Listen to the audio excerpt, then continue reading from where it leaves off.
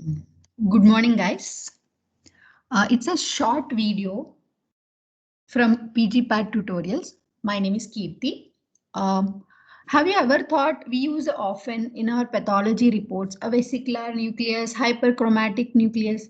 We write it quite often, right, when we describe a tumor cell.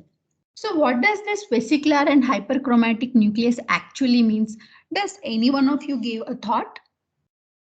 So that's what today we're gonna know by the end of this video. So normally this is our cell. We'll be having a nucleus, then it's a cell membrane and cytoplasm, right? In the nucleus, our DNA is arranged in the double helical structure. If we go and see in detail, it is made up of nucleosomes, right? Where histone proteins, around the histone proteins, our DNA is wrapped. So again, if we go in the minute details, it will be having extrons and introns part. The extron which encode for the proteins and the introns, they are the non-coding regions, right? Then they are spliced and form the mRNA. So today we're going to see what do you mean by heterochromatin and euchromatin.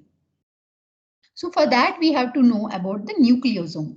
The nucleosome is made up of the histone proteins. We have H1, H2 is again two type, 2A, 2B and 3 and 4. These are the histone proteins around which our DNA is wrapped so that it can accommodate the maximum length. And between the two histone proteins, whatever the DNA is joining them is called as the linker DNA, right? So when these two linker DNAs are very closely packed, we call them as heterochromatin because when they are so closely packed that our transcription sites, usually a transcription factor binds on the promoter region or binds on the enhancer region. So when they are so tightly packed, as you see in the heterochromatin, your transcription factors or promoters will not have access to your this site. As a result, we have an inactive form of chromosome. Inactive form of chromatin, which is very dense. We call it as heterochromatin. So how are we going to see them in our histopath under microscope?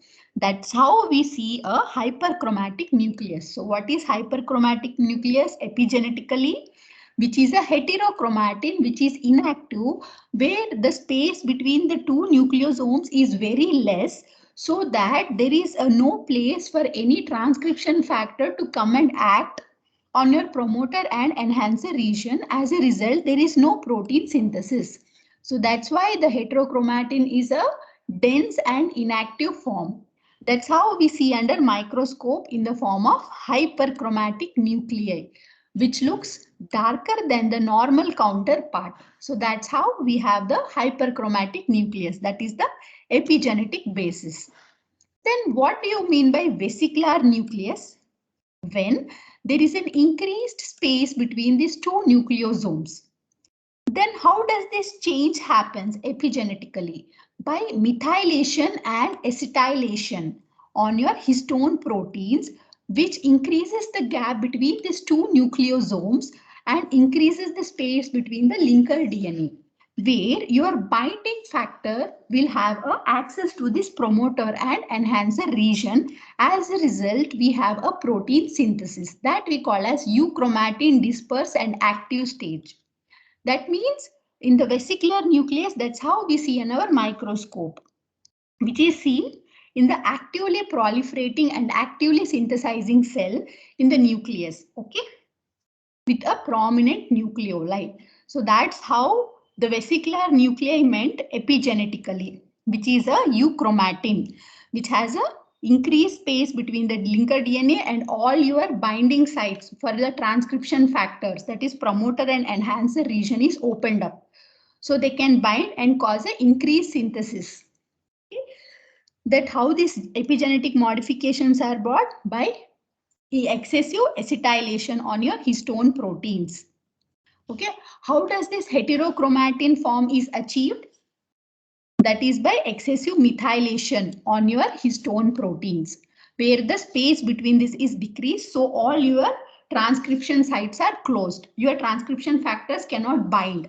Whereas in euchromatin, the space is increased because of the acylation, so that there is a space for your transcription factors to bind on the promoter and enhancer region. So there is excessive synthesis.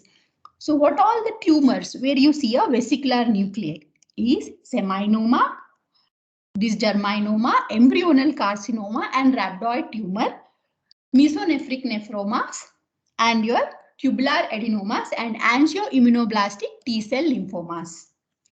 So this is the guys. So from next time, whenever you write vesicular and hyperchromatic nuclei, please understand the epigenetics behind it. So thank you. For more details, we have our general pathology course starting from November 1st, which consisting of your Robbins first to 10 chapters.